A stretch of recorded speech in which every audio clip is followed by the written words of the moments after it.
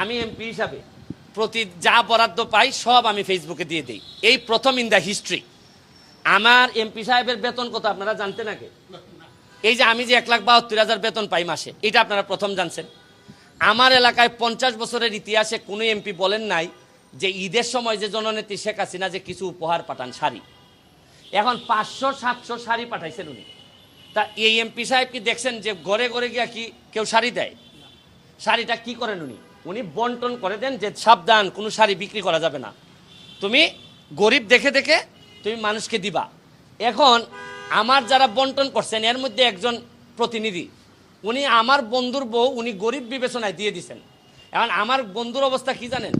95 আমি মেট্রিক দিছি, যারাই 95 দিছে এরাই কয় বন্ধুকে আমার জড়াই ধরে। আমি কি না করতে পারবো? ভাই তুমি আমার বন্ধু না, আমি ফুটবল খেলি। ওই যে উনি একজন আছে 95, উনি যদি জড়াই ধরে বলে আমার বন্ধু, তা আপনারা তো রিপোর্ট করবেন যে একজন বন্ধুর সাথে দেখা। কিন্তু বন্ধু আর এমনভাবে সাংবাদিকরা রিপোর্ট করে যে ব্যারিস্টার সুমন বন্ধুর বউকে শাড়ি দিলেন, বোঝা যায় বন্ধুর বউর সাথে আমার সম্পর্ক। মানে রিপোর্টের ভিতরটা উপরটা এরকম না, রিপোর্টের উপর ফেসবুক রিপোর্টের উপরে প্রথমে রিপোর্টটা হয়েছে প্রথম আলোতে। আর প্রথম আলোর মতো পত্রিকা করার পরেই সবাই একটু মজা পাইছে, কারণ প্রথম আলোর তো একটা আস্থার জায়গা আছে। কিন্তু প্রথম আলো যে নিচে নামতে নামতে শাড়ি পর্যন্ত খোলা শুরু করছে, এটা তো আর আমরা জানতাম না। তো আমি এটা তো বলছি যে ভাই আপনি একজন এমপি বা সরকারি কর্মকর্তার বিরুদ্ধে অভিযোগ আনবেন যে আপনি কি সরকারি মাল বিক্রি করে দিচ্ছেন কিনা।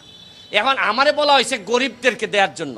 এখন আমি যদি বিবেচনা করি যে আপনি মনে হয় গরিব ভাই, তা আমার বন্ধু উনি যিনি দাবি করলেন উনি করলেন কি, বললেন যে না আমি গরিব না, আমি আরেকজন গরিবকেই শাড়ি দিয়ে দিছি।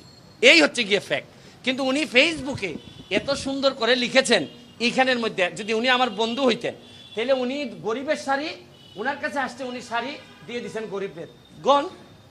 আর শুনেন, হাজার হাজার কোটি যাচ্ছে, বিক্রি হয়ে যাচ্ছে, কেউ কিছু বলছে না।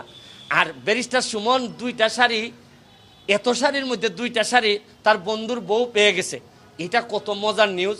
আমি এগুলোর জন্য প্রস্তুত, কারণ আমি এক ধরনের সাংবাদিকই তো আপনাদের মতো। সুতরাং আপনাদের চাই চরিত্র সম্পর্কে বা আপনারা আমার চরিত্র সম্পর্কে ভালো জানেন। আর আমি শুনেন 2টা জিনিস আমি কনফার্ম করে রাখছি। একটা হচ্ছে কি, ব্যারিস্টার সুমন যতদিন এমপি আছে তার পরিবার এবং সে কোনো সম্পদের মালিক হবে না। এবং আমি আমার গ্রিন কার্ড, আমেরিকান যে আমার সাথে টাই গ্রিন কার্ড ছিল, এইটাও আমি জমা দিয়ে আসছি। এবং আমি কথা দিছি 9.5 লাখ টাকা নিয়ে আমি এবার নির্বাচন করছি। আগামীবার যদি নির্বাচন করার খায়েশ আমার থাকে, যদিও যে অবস্থা প্রথম 3 মাসে আমার 12 কেজি ওজন কমছে, আমার মনে হয় না আমি শেষ পর্যন্ত টিকতে পারবো কিনা 5 বছর। তা আবারও যদি খায়েশ হয় তো ওই 9.5 লাখ টাকা নিয়েই আমি যাদেরকে অবদান রাখবো, এরা আমার জন্য বিনা পয়সায় কাজ করে আমারে যদি জিতাবে। আর এমপি হিসাবে আপনি মনে রাখেন, সুবিধা যদি না নেন তাহলে যে ভাই কত অসুবিধা, আপনি আধা পাগল হয়ে যাবেন। 7.5 লাখ মানুষ প্রতিদিন আপনার ঘাড়ের উপর শ্বাস ফেলে।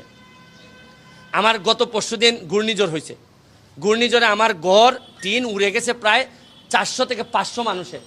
আর আমার দায়িত্ব ধৈর্য দেওয়া হয়েছে 47 বান টিন।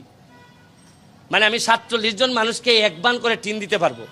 যারা টিন পায় নাই তারা আমার 14 গোষ্ঠী তুই লাগালাগালি করতেছে, হেই মেয়া তোমারে ভোট দিছি মেয়া, তুমি একটা টিন দিতে পারো না। এখন আমি টিন যদি সরকারের বাইরে গিয়ে দিতে হয় তাহলে কিছু চুরি করতে হয়। আর আমি হাইকোর্টের অ্যাডভোকেট হিসাবে যা ইনকাম করি তা আমার পরিবার এবং আমার এলাকার জন্যই। আর নাইলে তো আমার গম চাউল বেচতে হবে, আর বলতে হবে যে আমি এমপি সাহেব আসেন কিছু কথা টথা বলি। তো এইগুলা বললে তো আবার আপনারা সব রেডি